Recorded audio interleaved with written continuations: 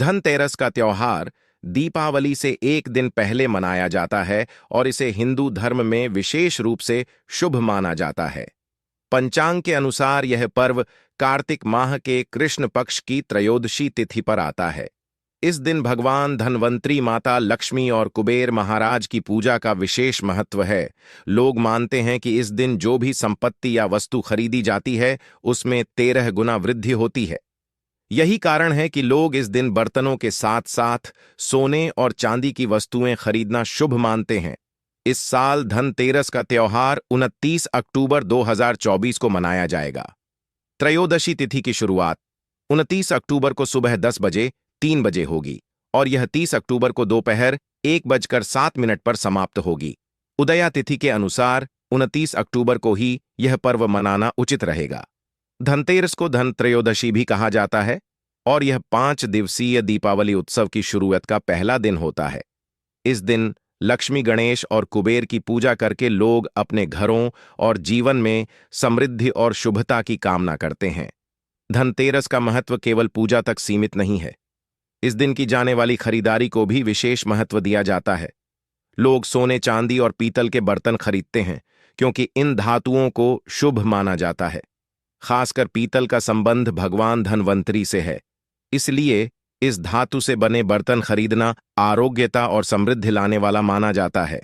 इसके विपरीत इस दिन लोहे और एल्यूमीनियम जैसी धातुओं से बनी वस्तुएं नहीं खरीदनी चाहिए क्योंकि इन्हें अशुभ माना जाता है।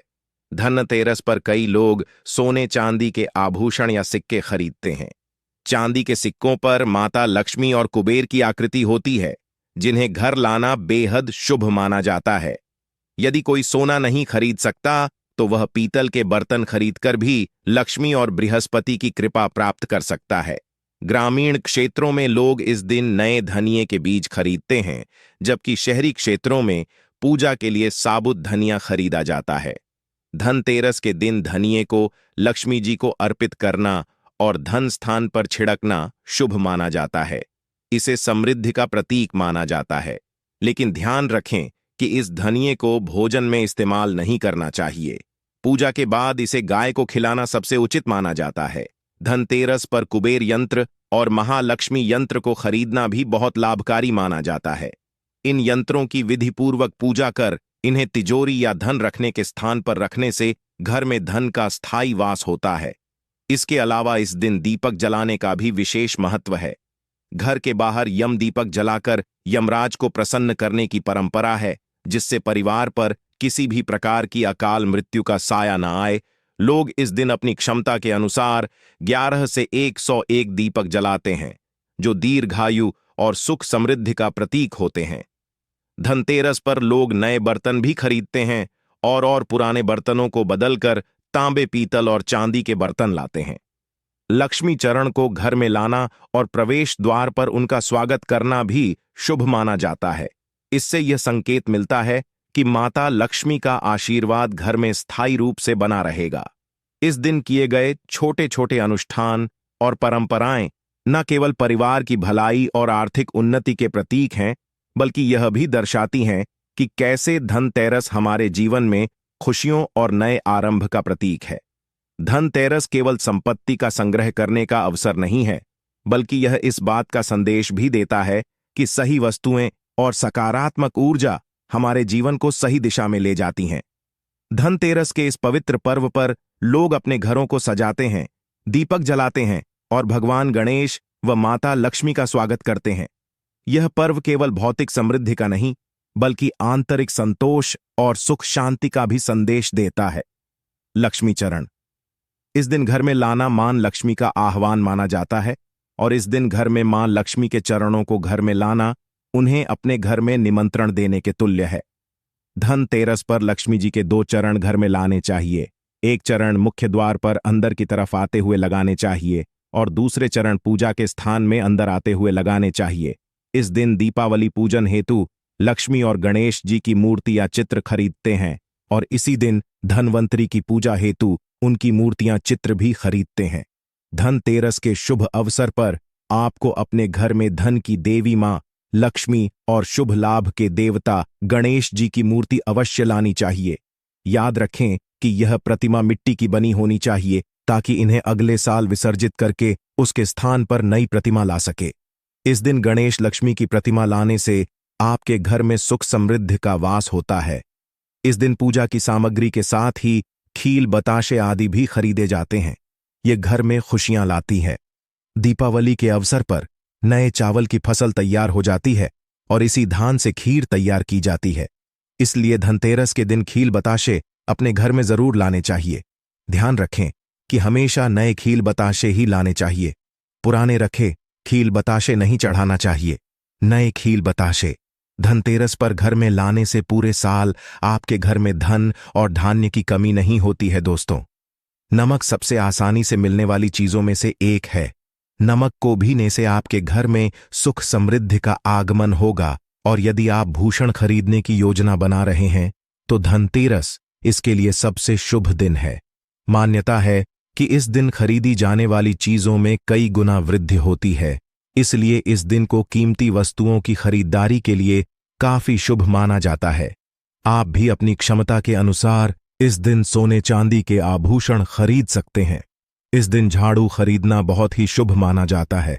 इसे भर के लिए घर से नकारात्मक ऊर्जा बाहर निकल जाती है। धनतेरस पर झाड़ू घर में लाना बहुत ही शुभ माना जाता है। झाड़ू को मां लक्ष्य का प्रतीक माना गया है, इसलिए इस दिन झाड़ू घर में जरूर लानी चाहिए। जिस प्रकार झाड़ू हमारे घर को साफ करती है, बहुत समय पहले एक छोटे से गांव में रमेश नाम का व्यक्ति रहता था। वह बहुत ही साधारण इंसान था, लेकिन उसकी मेहनत और लगन अद्वितीय थी। वह हर साल दीपावली के पर्व पर माता लक्ष्मी की पूजा बड़े श्रद्धा भाव से करता था। लेकिन इस बार की दीपावली उसके लिए खास थी, क्योंकि उसने कुछ पुरानी धार्मिक कथाएं सुनी थीं, जिनके अनुसार कुछ खास नियमों का पालन करने से माता लक्ष्मी का स्थायी वास घर में हो जाता है। दीपावली की रात से पहले ही रमेश ने अपनी पत्नी के साथ पूरे घर की सफाई करवाई। उसने हर कोने को अच्छे से धोया और साफ किया ताकि मां लक्ष्मी उनके घर पधार सके। उसने सुना था कि मां लक्ष्मी केवल उन्हीं घरों में आती हैं जहां स्वच्छता होती है और बुरी चीजों का वास नहीं होता। रमेश की पत्नी ने उसे याद दिलाया कि वह दीपावली की रात को कुछ खास नियमों का पालन अवश्य करें, जैसे कि झाड़ू की पूजा। रमेश को यह नई बात लगी। उसने पहले कभी झाड़ू की पूजा नहीं की थी, लेकिन धर्म ग्रंथों में यह बताया गया था कि झाड़ू दरिद्रता को दूर करता है और समृद्धि को आकर्षित करता है। इसलिए रमेश ने झाड़ू को साफ करके एक सुरक्षित स्थान पर छुपा दिया ताकि कोई उसे देख ना सके। उसने सोचा, अगर मैं सही तरीके से पूजा करूं तो मां लक्ष्मी हमारे घर से कभी नहीं जाएंगी। शाम होते ही रमेश और उसकी पत्नी ने दीपक जलाए, घर को रोशनी से भर दिया और लक्ष्मी पूजन की तैयारी शुरू की। उसने ध्यान रखा कि वह 3 चीजें माता लक्ष्मी को अर्पित न करें जिन्हें वह नाराज होकर अस्वीकार कर देती है। ये बात रमेश ने अपने दादा से सुनी थी कि अगर दीपावली के दिन कोई इन 3 चीजों को अर्पित करता है तो मां लक्ष्मी क्रोधित हो जाती हैं और घर से धन संपदा चली जाती है। वह 3 चीजें थीं: तुलसी के पत्ते, खटाई और कांटेदार फूल। रमेश ने इन चीजों को पूजा से दूर रखा और पूरे श्रद्धा भाव से पूजा की। पूजा के बाद रमेश ने देखा कि उसकी पत्नी कुछ परेशान है। उसने पूछा, क्या हुआ, पूजा ठीक से हो गई है? फिर क्यों चिंतित हो? उसकी पत्नी ने बताया, मुझे लगता है कि हमने कुछ भूल की है। पूजा के दौरान एक सफेद कबूतर हमारे घर की छत पर आकर बैठ गया था। क्या यह कोई संकेत है? रमेश को यह सुनकर कुछ असमंजस हुआ, लेकिन फिर उसने पुरानी कहानियों को याद किया। उसे ध्यान आया कि अगर दीपावली की रात को कोई सफेद पक्षी या जानवर घर पर आए तो यह इस बात का समता होता है कि माता लक्ष्मी आपसे प्रसन्न है और आपके घर में उनका वास रहेगा। रमेश ने अपनी पत्नी को समझाया, यह तो बहुत शुभ संकेत है। इसका मतलब है कि मां लक्ष्मी हमसे प्रसन्न है और हमारे घर में अब सदा सुख समृद्धि का वास रहेगा। उस रात रमेश ने चैन की नींद ली, यह सोचते हुए कि अब उनके जीवन में समृद्धि आएगी। अगले दिन सुबह होते ही उसने अपने सभी दोस्तों और रिश्तेदारों को यह शुभ संकेत बताया। सभी ने रमेश की बात सुनी और उसे बधाई दी। गांव के लोग उसकी इस कहानी से प्रेरित हो गए और दीपावली की रात को वही नियम पालन करने लगे। इसके बाद हर साल रमेश के घर में दीपावली के दिन विशेष पूजा की जाने लगी। झाड़ू की पूजा, सफाई और लक्ष्मी पूजा के बाद वह हर बार देखता कि कहीं कोई शुभ संकेत तो नहीं मिल रहा।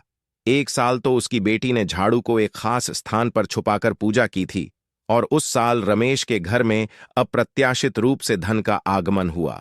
उसका व्यापार भी पहले से ज्यादा सफल हो गया।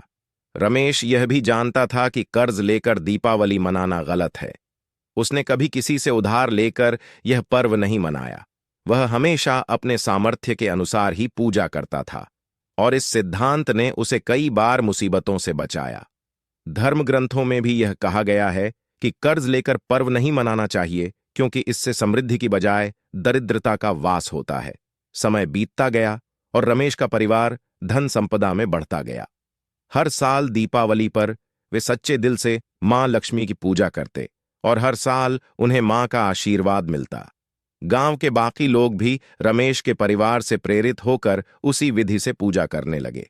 धीरे धीरे रमेश का नाम पूरे गांव में फैल गया, और लोग उसे एक सफल और समृद्ध व्यक्ति के रूप में जानने लगे। रमेश ने यह समझा कि सिर्फ पूजा और नियम पालन से ही समृद्धि नहीं आती, बल्कि सच्चे दिल से की गई मेहनत और भक्ति भी उतनी ही जरूरी होती है। आज रमेश का परिवार खुशहाल है, और हर साल वे दीपावली पर माता लक्ष्मी की पूजा करते हैं, यह मानते हुए कि मां लक्ष्मी उनकी भक्ति और सच्चाई को देखकर ही उनके घर में स्थायी रूप से वास करती हैं। जो व्यक्ति कर्ज लेकर दीपावली का पर्व मनाता है, उसके घर में हमेशा कर्ज का वास हो जाता है। वह व्यक्ति माता लक्ष्मी की कृपा से वंचित हो जाता है। भले ही आपके पास कम धन हो, परंतु सच्चे दिल से मां की भक्ति करें। माता रानी आपके सभी बिगड़े कार्य को अवश्य पूरा करेंगे। इसीलिए कर्ज लेकर भगवान की पूजा नहीं की जाती है, जो कि इस बात को शनि महाराज ने भी कई बार दोहराया है। इसीलिए पूजा पाठ में कर्ज ना ले। अगर आपके पास पैसे नहीं हैं, तो आप धार्मिक कार्य को टाल सकते हैं, क्योंकि इस दिन कर्ज लेने वाला और कर्ज देने वाला दोनों माता लक्ष्मी के क्रोध का भागी बनते हैं। दोस्तों, इस दिन राहु केतु अपनी चरम सीमा पर होते हैं। जो लोग कर्ज लेते हैं, कर्ज देते हैं, राहु केतु उनके जीवन में आकर उल्टा उन्हें कंगाल, बर्बाद, नष्ट तथा घर में दरिद्रता आवास बना देते हैं, और ऐसे घर से माता लक्ष्मी रुष्ट हो जाती है। आप माता लक्ष्मी को दीपावली पर एक मिश्री का टुकड़ा भी अर्पित करके पूजा पाठ कर सकते हैं। यदि आपके पास धन नहीं है, तब भी माता लक्ष्मी उतना ही प्रसन्न होती हैं, और आपके जीवन में धन और धनवान पूर्ण रूप से आपको यश कीर्ति प्रदान करती है। माता को छल कपट द्वारा धन प्राप्त करने पर तथा उन पैसों से पूजा करने पर माता प्रसन्न नहीं होती। उल्टा माता रानी अत्यंत रूप से क्रोधित हो जाती है। इसीलिए हम तो कहते हैं कि ऐसा ना करें तो ज्यादा ही अच्छा होगा।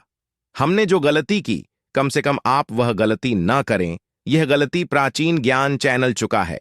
इसीलिए हम चाहते हैं माता लक्ष्मी की कृपा आपको उचित मार्ग करने के बाद ही प्राप्त हो। दोस्तों, जब आप लक्ष्मी गणेश की मूर्ति लेकर आए, तो हमेशा याद रखें, उनके साथ सरस्वती माता की भी पूजा अवश्य करनी चाहिए। मूर्ति बाजार से खरीदते समय ध्यान से देख लें। टूटी हुई तथा छत की मूर्ति नहीं होनी चाहिए। खंडित मूर्ति की पूजा नहीं की जाती, इससे माता लक्ष्मी नाराज हो सकती है। साल भर का त्योहार बार बार नहीं आता, इसीलिए मूर्ति सही ढंग से देख ले। दीपावली पर पूजा की चौकी लाल कपड़े से बिछाने चाहिए। सफेद कपड़ा तथा काला कपड़ा या नीला कपड़ा नहीं बिछाना चाहिए। लाल रंग सर्वश्रेष्ठ और माता लक्ष्मी को बहुत प्रिय है। भगवान कृष्ण कहते हैं, जो व्यक्ति लक्ष्मी पूजन में लाल कपड़े का आसान बिछाकर लक्ष्मी पूजन करेगा, उसके घर में धन, वैभव, यश, कीर्ति, उत्तम फलाहार रूप में उसका घर अनंत धन से भरा रहता है। घर में सुख समृद्धि की कोई भी कमी नहीं रहती। इससे लक्ष्मी अत्यंत प्रसन्न होकर इस आसन पर विराजमान होती है और प्रसन्न होती है। प्राचीन ज्ञान, यह चैनल आपको बारी बारी जानकारी बताएगा। वीडियो में अंत तक बने रहना और एक लाइक जरूर करें। दोस्तों, माता लक्ष्मी की पूजा में हरा वाला नारियल नहीं चढ़ाना चाहिए। इस समय आपको जटा वाला नारियल चढ़ाना चाहिए, क्योंकि नारियल माता लक्ष्मी का प्रतीक है। दीपावली पर नारियल घर में अवश्य लाना चाहिए। इससे साक्षात माता लक्ष्मी का आगमन होता है। माता रानी को फलों में नाशपाती नहीं चढ़ाना चाहिए, इससे पाप लगता है। नाशपाती यानी नाश करने वाला, इसीलिए शुभ समय पर नाशपाती नहीं चढ़ाना चाहिए। माता रानी के पूजन में अक्षत यानी चावल का बहुत महत्व माना गया है। दीपावली पर चावल माता रानी को अवश्य अर्पित करने चाहिए। टूटे हुए चावल नहीं होने चाहिए, इससे माता रानी नाराज हो जाती है। दीपावली पर घर के चावल कभी किसी को मत देना, इससे माता लक्ष्मी आपका घर डर सकती है, क्योंकि चावल माता लक्ष्मी का प्रतीक है। इस समय माता लक्ष्मी घर पर आती है, जाती नहीं है। दोस्तों, हमेशा याद रखें, दीपावली के पूजन में माता लक्ष्मी को तुलसी नहीं चढ़ा चाहिए, क्योंकि इस समय लक्ष्मी गणेश तथा माता सरस्वती की पूजा की जाती है। इसीलिए दीपावली के पूजन में तुलसी अर्पित नहीं करनी चाहिए। दीपावली पर लहसुन प्याज का खाना नहीं बनाना चाहिए। इस समय हलवा, खीर, पूड़ी आदि बनानी चाहिए, क्योंकि यह खाना माता को भोग लगता है। इसीलिए इस दिन मांस, मदिरा, लहसुन प्याज का खाना घर में नहीं लाना चाहिए। ऐसे शुभ मुहूर्त पर अशुभ कार्य न करें। दोस्तों, देखिए, शुक्रवार का दिन माता लक्ष्मी को समर्पित होता है तथा माता संतोषी को भी समर्पित होता है। दीपावली शुक्रवार के दिन पर आए तो अत्यंत दुर्लभ और शुभ और अत्यंत मंगलकारी माना जाता है। लेकिन यदि शुक्रवार को आप खट्टा खा लेते हैं, पानी पूरी खा लेते हैं, इमली की चटनी, नींबू खा लेते हैं, तो इससे माता संतोषी क्रोधित हो जाती है। जब दीव शुक्रवार की पर आए तो इस मां संतोष जागृत हो जाती है। इसीलिए इस दिन इमली, पानी पूरी, नींबू आदि नहीं खाना चाहिए। कम से कम थोड़ा माता संतोषी का मान सम्मान अवश्य बढ़ाए। इससे धन की देवी माता लक्ष्मी और अत्यंत रूप से प्रसन्न हो जाती है और आपको धन और धनवान रूप से आपके घर में वास बना लेती है। दोस्तों, शास्त्रों के अनुसार माना जाता है कि दीपावली के दिन एक स्त्री को लाल, गुलाबी तथा पीला रंग या भगवा रंग के कपड़े ही पहनने चाहिए। लक्ष्मी पूजन में सुहागिन महिला को सफेद रंग नहीं पहनना चाहिए। यह रंग विधवा रूप माना गया है तथा काला रंग भी पहनकर पूजा नहीं करनी चाहिए। इसे शुभ नहीं माना जाता। काला रंग कृण का प्रतीक होता है। माता लक्ष्मी को लाल कपड़े अति प्रिय है। लाल रंग माता रानी को बहुत ही अच्छा लगता है। इसीलिए माता रानी का प्रिय वाहन कमल पुष्प है। दीपावली का त्योहार जब आता है तो यह न सिर्फ रोशनी का बल्कि सौभाग्य और समृद्धि का भी प्रतीक होता है। इस दिन विशेष रूप से सुहागन महिलाओं का अपने संपूर्ण श्रृंगार में सजना संवरण महत्वपूर्ण माना जाता है। विशेष रूप से मांग में भरपूर सिंदूर भरना और पैरों में पायल पहनना अत्यंत शुभ होता है। ऐसा माना जाता है कि इससे माता लक्ष्मी अत्यंत प्रसन्न होती हैं। जब एक सुहागन महिला अपने पूर्ण 16 श्रृंगार के साथ माता लक्ष्मी की पूजा करती है तो वह दिखाती है कि वह माता के प्रति गहरी भक्ति रखती है। माता लक्ष्मी के बारे में कहा जाता है कि जो स्त्री उनके लिए इतनी श्रद्धा और प्रेम के साथ सजा संवर कर आती है, उसके प्रति माता का आशीर्वाद अनंत होता है। ऐसी स्त्री को अखंड सौभाग्य का वरदान प्राप्त होता है और माता लक्ष्मी का आशीर्वाद उसे धन धान्य से भरपूर कर देता है। वे उसे न केवल आर्थिक समृद्धि प्रदान करती हैं, बल्कि घर में सुख, शांति और समृद्धि का भी वास होता है। लक्ष्मी पूजन के समय कुछ विशेष बातों का ध्यान रखना भी जरूरी होता है। पूजा करते समय कोई भी अंगड़ाई लेना या जम्हाई लेना अशुभ माना जाता है। अगर आप शारीरिक रूप से स्वस्थ नहीं हैं या किसी कारणवश पूजा नहीं कर सकते, तो आप किसी अन्य व्यक्ति से लक्ष्मी पूजन करवा सकते हैं। मासिक धर्म के दौरान लक्ष्मी पूजन में भाग लेना भी अनुचित माना गया है। इस समय पूजा में बैठ सकते हैं, लेकिन माता की मूर्ति को छूना नहीं चाहिए। पूजा के दौरान आप दीप जला सकते हैं, पर माता लक्ष्मी की मूर्ति का स्पर्श नहीं करना चाहिए। दीपावली पर पूजा के समय